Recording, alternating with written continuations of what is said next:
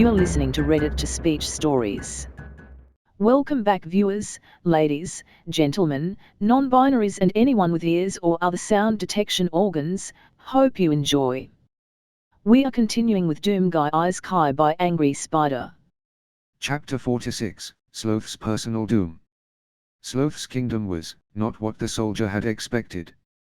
With his shotgun raised and at the ready, Isabel and Daisy close behind, he advanced forward through the gently swaying grass. Above him was a dark blue sky, full of glittering, distant stars. A sparse forest of trees was planted in front of him, and while they lacked order and organization, they were well trimmed enough that it was obvious someone had put them there. His boots crunched, and when he looked down, he found a gravel pathway underneath his boots. It was uncomfortably nice. Turning around, he found the circular entrance to the misnamed kingdom standing out like a sore thumb, a gaping hole of red against the dark sky of wherever this was. Walking over to it, the soldier discovered that the sky and the stars dotted across it were in fact a painting. A staggeringly monumental painting etched and inked with painstaking detail across the entirety of the cave. Because as he looked closer, he found that it was indeed a cave. A truly enormous one, yes, but a cave regardless. Turning back around, he simply stood there and waited for a moment. A multitude of crickets chirped quietly in the background, the pleasant sound of birds accompanying it. Somewhere in the forest, an owl proclaimed its position, flying silently over the greenery, a dark shadow against the false night sky. A person could almost hear the grass growing, the trees stretching their roots deeper and deeper into the soil beneath, the creatures going about their lives with no care for the blood-soaked soldier observing it all. He took a deep breath, and then another one. Without his conscious decision, his muscles began to unwind and his shoulders lowered. As a deep ache began to settle in, he realized just how much tension had been loaded onto him. How long had that been there? Ever since he'd arrived in hell. Ever since he'd arrived in the hell he was from. Daisy yawned, and the sound was so out of place in the still domain that it startled the soldier. Snuggling closer to Isabel's thick fur, she mumbled, "This is kinda nice. I could probably get used to this." She trailed off as her eyes closed, the rifle slipping out of her fingers and falling to the ground, its sound muted by the grassy terrain. The soldier dismissed it after a short moment, checking up on Daisy. Her back rose and fell slowly, marking her steady breaths as she slept. He'd never seen her sleep so deeply. Without any nightmares. Without any worries. He shook his head as he remembered what, or rather, who, he was here for. It was definitely a nice place, no doubt about it, but a sin resided here. It was most likely a trap of some kind. Raising his weapon, he gestured for Isabel to follow him, and she loped after him as they treaded through the irritatingly relaxing glade. After a few minutes, the shaded path began to widen. The dark trees framing their journey began to be spaced more evenly, spreading out more and appearing less often. The gravel road changed to a much finer texture and then developed from there into the softest sand the soldier had ever seen. The area eventually opened out into a large clearing. A cabin sat in front of them. It looked as though it had been grown from saplings into the shape it possessed. With a green-painted round door and circular windows, a wisp of smoke rising from the brick chimney. A small garden of plants and vegetables was growing next to it, surrounded by a short picket fence. In other words, it was one of the most wholesomely homey places the soldier could recall having ever seen. If not for the petite demoness sitting on a log, legs folded as she stared at the sparking campfire in front of her, the soldier might have felt a slight desire to stay for a while. As it was, he simply raised his shotgun and approached. She spoke before he could fire. "I have been awaiting your arrival, warrior. I will not run from my fate. I saw it coming many sleepless hours ago." She glanced up at him, her expression somber. "May I request that you stay your weapon a short while? I swear on my life that I will not try to harm you in any way, and I promise to give you something for it." The soldier paused. He wasn't sure what made him do it. Maybe it was the fact that her thin horns curled from her straight blonde hair like a laurel wreath around her forehead. Maybe it was because she was wearing pajamas and no shoes. Maybe it was because she looked so indescribably sad that it made even the soldier hesitate. Isabel let out a loud woof of displaced air as they belly-flopped onto the ground, both heads fast asleep. The soldier's eyes narrowed as he saw it, turning back to Sloth. That was pretty suspicious. She seemed to pick up on his worry and said evenly, "My presence has a calming effect on everyone within a certain area of me. I assure you that your friends are perfectly fine." She indicated the log opposite her. "Would you like to sit? I expect you haven't rested in quite some time." He hadn't. But he didn't trust her, either. Part of him still wanted to shotgun her in the head and be done with it. At the same time, he'd just walked into Roth's kingdom and ripped his head off, so this mild-mannered lady in front of him hardly seemed to be a threat in comparison. Given that she expressed neither fear nor trepidation towards her death, he nearly wanted to hear her out. But not quite. She spoke before he could make up his mind. "Do you know, warrior, that the sins were not always demons?" The soldier blinked in surprise. He hadn't expected that. Sloth continued, watching him carefully. "I myself was an elf. A former princess and a powerful adventurer. I was fairly well known for taking on even the most difficult quests. For a long while, I worked alongside the sins you know as pride and wrath." She chuckled quietly, adding, "I must confess, I was quite an arrogant person back then. But immortality tends to bring along with it perspective." The soldier sat on the log, dismissing his weapon with a gesture. He could shotgun this demoness at any time, but in this moment, with crickets chirping and the buzz of nightlife in his ears, he felt that it could perhaps wait a little while. She spoke once again, her quiet voice full of some melody only she knew. "I can't quite say when we decided that our lives were not long enough, that we desired the party to never end. I can tell you that it was long ago enough that I no longer remember my own name. I suspect you yourself may suffer from a similar infliction." Staring at his hands, the soldier wondered when the last time was that someone had called him by name. Not by the name of Doom. He was well aware that the moniker was spreading like wildfire among those he did and didn't know. He wasn't sure how to feel about it, except for the pleasant fact that it brought terror to his enemies. But, what was his name? Resting her cheek on one hand and supporting it with her knee, she said, "Pride." He deserved that name. If I was arrogant, he was truly pride incarnate. Our victories were without number and our losses numbered none, and it went to his head. As for wrath, his truly legendary anger was only ever directed at those who struggled to discredit us, who strove to harm us, and especially to harm me.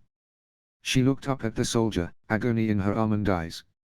"I didn't think it was my fault at the time. I never would have guessed what sort of a reaction he would have had. But he confessed to me, and I laughed at him. I thought that a man could never truly love anyone, but deeper, I knew that I laughed because I was terrified that there might be something within this conceited, shallow mind that he believed would be worthy of love. A horrifying reality, is it not?" Leaning back, she stared up at the false sky, liquid glinting at the corners of her eyes. "The party was nearly broken after that. We were unsure of what to do, where to go. And then Pride approached us with a plan." She closed her eyes, her forehead furrowing as she recalled that long-gone day. "He told us of his grand vision, of the agreement he had made with Satan. A deal with the devil indeed. Roth was against it, of course, but Pride encouraged him. As for me, I hoped that I would one day work up the courage to apologize to him. Immortality for the two of us would give me time. So much more time than I ever would have needed." She sighed deeply, her head lowering. "Far too much time, as it turned out. I never did ask his forgiveness for laughing at him, and now I never will. There's no afterlife that I know of, after all, and we are already in hell, are we not?" She laughed miserably, shaking her head. The soldier, as always, was silent. This time, it wasn't because he wanted everyone to shut up. Right now, he was giving some serious thought to the story that Sloth was telling him. Sloth sighed. "Warrior, you know the reason behind Pride's name and the purpose behind Wrath's. But do you know why I am Sloth? Why I chose to be Sloth?" She continued after a moment. "To fall asleep is a glorious thing. Dreams are an escape from these tired worlds the likes of which exist nowhere else. For most, there is only so far to fall before morning comes, tugging us all back to reality. But as Sloth, I could descend further and further into those marvelous depths, moving away from the pains and troubles that awaited me in this world. Looking up at him, she smiled faintly. Have you discovered it yet? That bridge between this world and others. In dreams, I have fallen so far and so deep that I found them. Those thin barriers between here and there, that screen made up of small squares presenting our world as a mere tale to unknown entities.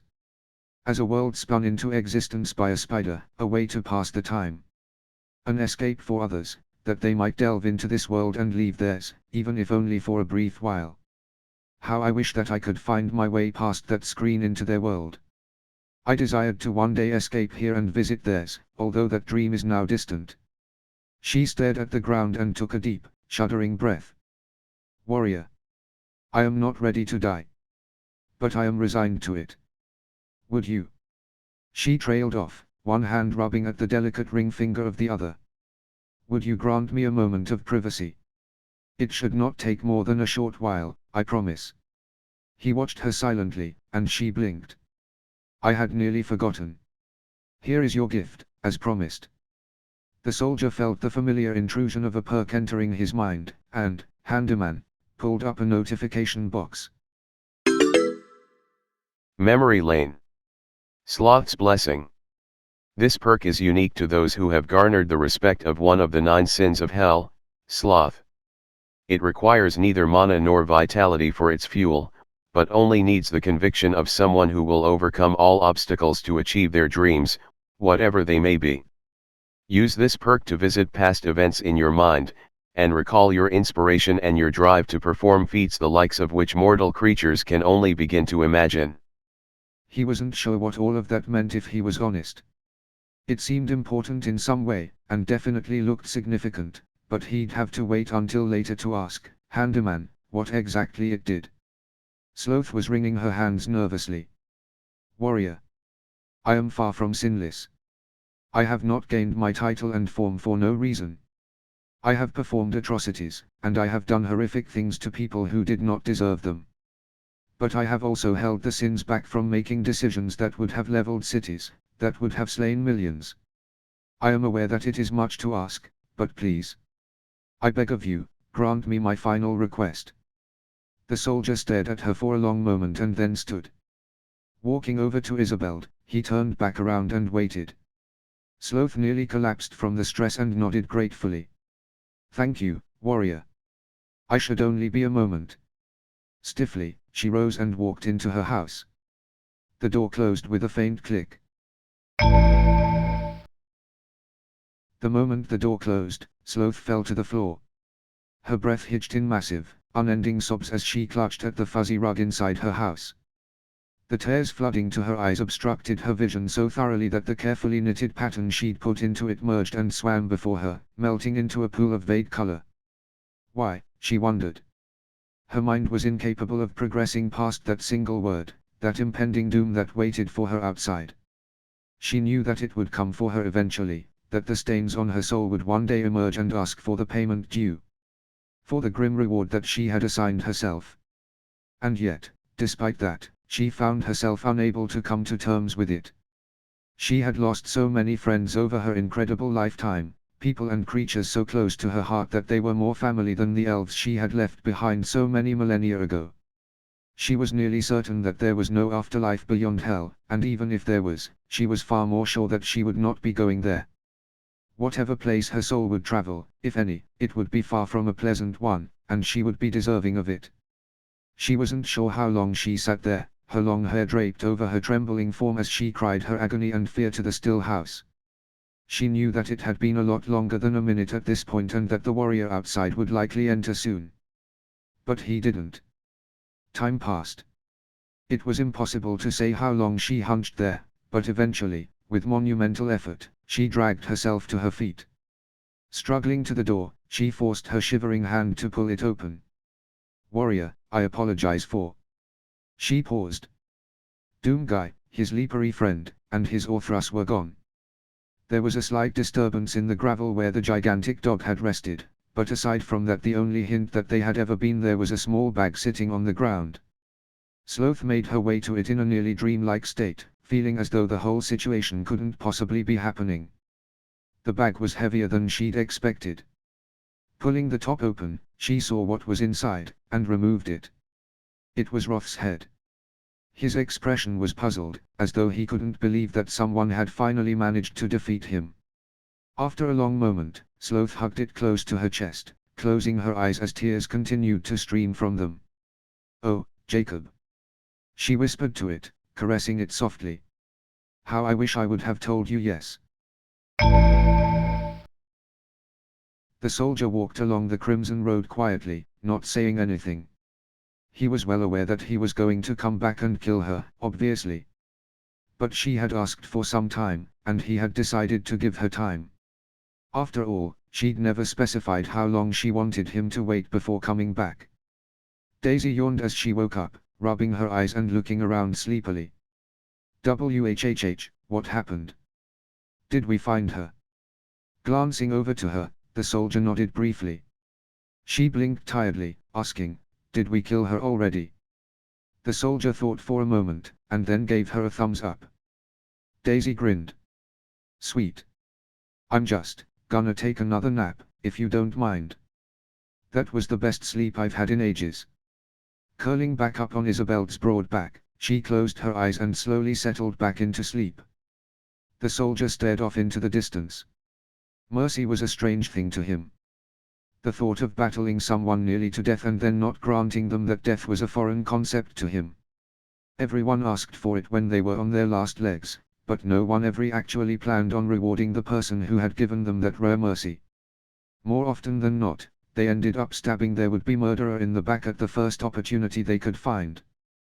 But with Sloth, the soldier felt no worry when he spared Sloth.